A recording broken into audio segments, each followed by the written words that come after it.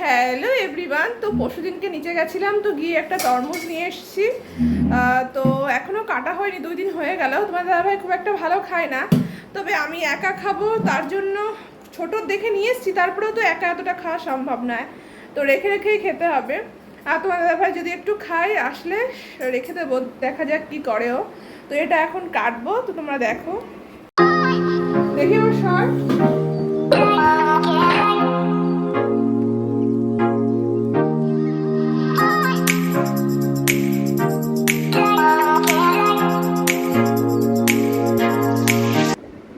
একটু খাবে, একটু।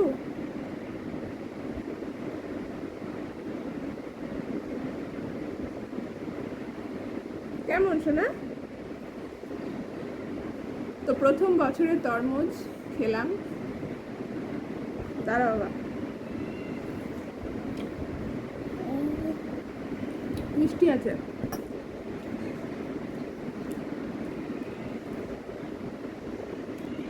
তরমুজের বিস্কুট মানে ভালো খেতে, বিস্কুট দিবা।